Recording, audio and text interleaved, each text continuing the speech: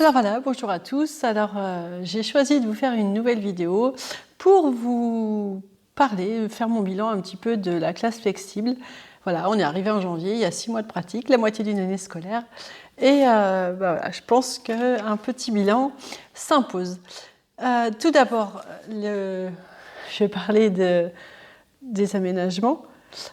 Ça a un petit peu évolué, mais pas tant que ça. Donc je vais refaire rapidement un petit tour de classe, histoire que vous puissiez voir ce qui a changé.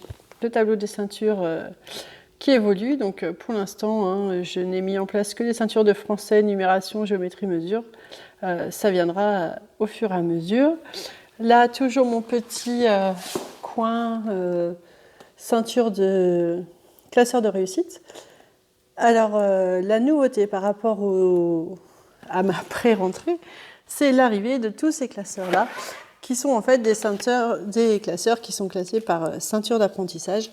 Donc pour le moment, il y a les ceintures de numération opération, les ceintures de français et les ceintures de géométrie mesure. Je continue mon petit tour. Donc on a toujours les mêmes assises. Ça n'a pas changé. Elles ont juste un petit peu vécu, voilà. 3 € en ressourcerie, bon bah ça fera pas une année scolaire entière, je pense pas.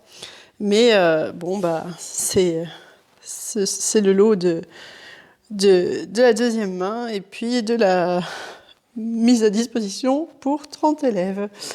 Sinon, très peu de changements dans mon organisation. Toujours ici le coin géographie, etc. qui a un peu bougé le matériel. Mon tableau n'a pas changé. Mon coin bibliothèque a changé puisque un de mes charmants élèves a trouvé le moyen de sauter sur la table basse. Donc la table basse est hors d'usage, totalement destroy. Et puis donc difficile de faire payer puisque en effet, comme ça a été décidé en conseil, il n'est pas seul à l'avoir maltraité, il est juste celui qui a porté le coup de grâce. Et puis, voilà, ressourcerie, pas de détails exacts. Et voilà, donc pour éviter les soucis de matériel non homologué, je n'ai pas demandé à la famille de financer.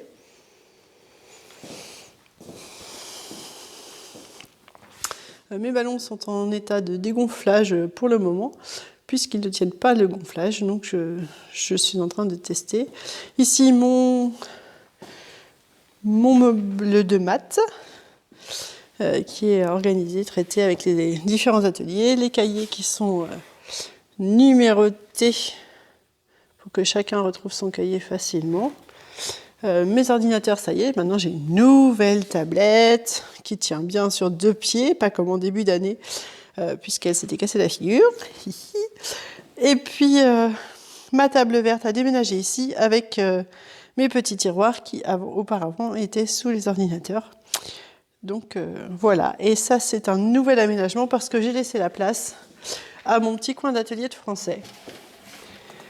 Donc dans les tiroirs, les jeux qui ne sont pas encore classés, et dans les classeurs, pour chaque ceinture en fait, des exercices, des ateliers, des jeux de cartes à pince, des jeux du tapis, pour chaque item.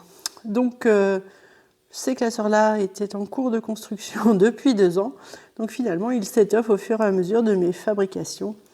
Je ne prétends pas tout faire d'un coup, on y va tranquillement. Voilà pour le tour de classe. Et la nouveauté de cette semaine, c'est donc le tableau d'inscription qui est sur la vitre vers le couloir, c'est pour ça qu'on se voit en transparence, où en fait les enfants qui sont ceinture vert 1 en comportement peuvent aussi sortir de la classe, faire des ateliers en dehors de la classe. Donc voilà, chaque enfant a une petite pince à large à son nom, qu'il peut placer à l'endroit où il va en atelier. Donc voilà, le nombre de scotch correspond au nombre de places autorisées dans chaque coin de l'école. Voilà, ça c'est ma nouveauté depuis la semaine dernière. Et donc après mon tour de classe, me revoilà devant mon tableau de ceinture. Les points positifs de la classe flexible, c'est que cette année j'ai 30 CM. Et alors là, honnêtement, je ne vois pas comment je pourrais faire autrement. Ça y est, moi qui ai toujours cherché comment travailler en atelier, et bien finalement je me trouve, avec la classe flexible, j'ai trouvé la façon de faire qui me convient. Le fait aussi, voilà, on est 30, 68 mètres carrés. L'avantage donc de pouvoir mettre les ceintures vert clair dans le couloir, dans les salles annexes de l'école, pas très loin de l'école, permet aussi de faire des temps de classe qui sont vivables, où on n'est pas beaucoup, où je peux être avec chacun, je me circule dans les couloirs aussi, donc voilà, un grand développement d'autonomie. Les ateliers de manipulation fonctionnent très bien, ils adorent. L'autocorrection, c'est pareil. Finalement, moi, je valide quand même les plans de travail en leur faisant faire la photo à chaque fois de leur travail. Ça fait que ça ne me permet pas forcément de vérifier ce qu'ils ont fait, enfin, la réussite de l'exercice, mais ça me permet au moins de voir s'ils travaillent ou non.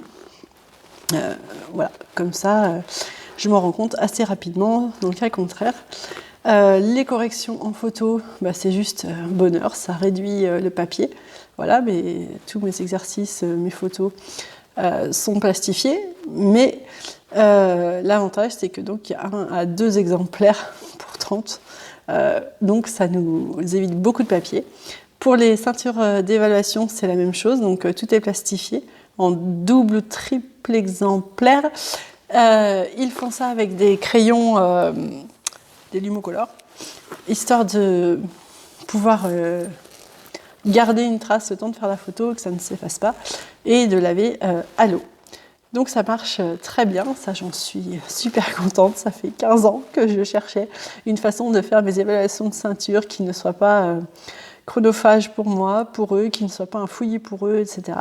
Donc ça marche très bien, je pense que ça y est, je vais garder cette façon de faire.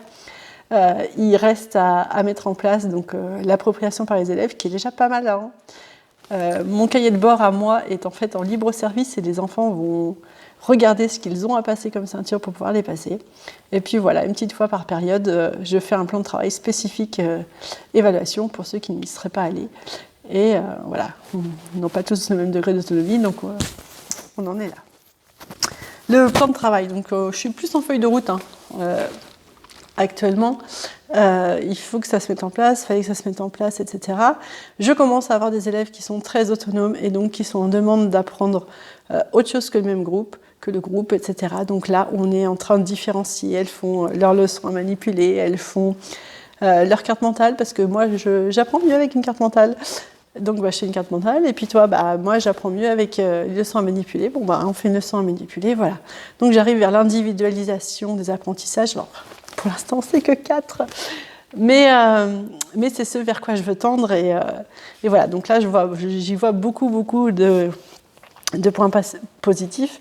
Ça développe la confiance des élèves au travail, et puis on travaille, on est autonome, on s'organise, enfin voilà.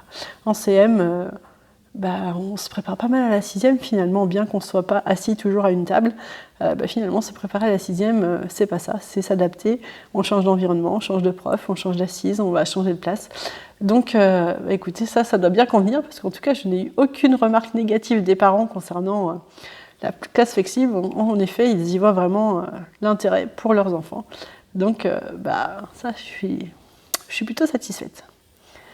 Les petits points négatifs, alors propres à cette classe-là, c'est le rangement. Ils ne savent pas ranger. Donc je prends un atelier, je ne le trouve plus, etc. Donc ça, c'est vraiment très chronophage pour l'ensemble de la classe, pour moi, pour l'AVS qui est là et qui en fait pas mal, pour les métiers de rangement. Donc on y travaille, je crois que ça va être une bataille, un champ de bataille toute l'année. Voilà. Donc, mais je pense que c'est réellement propre à cette classe, hein. Ma collègue qui s'est aussi lancée dans la classe flexible n'a pas les mêmes élèves. Et pour elle, ça se passe mieux. Et puis, elle me dit aussi qu'elle, qui les avait l'an dernier, a passé son temps à ranger derrière eux. Donc, voilà, on fait avec. C'est comme ça. Au niveau du travail, par contre, alors j'avais eu l'impression d'avoir super anticipé pendant les vacances. J'ai passé des grandes vacances très réflexives sur toute cette organisation, j'ai fait des ateliers, etc. Et puis finalement, en septembre, je me suis retrouvée encore à faire des ateliers, à préparer, etc. Je me suis dit à un moment qu'il fallait que je m'arrête. Donc j'ai essayé de m'arrêter, d'en faire moins en tout cas, entre la période de la Toussaint et Noël. Et puis, ben, ouais, j'en ai fait moins, mais dès que je trouve un petit atelier qui me plaît, allez, on le ressort. Et je pense que finalement, mon fonctionnement va venir comme ça. Donc c'est vrai que depuis la reprise de janvier, là, j'ai mis en place les classeurs dans lesquels je range les ateliers. Et donc, ils peuvent aller chercher par item travaillé, par compétences travaillées, les ateliers qui leur correspondent.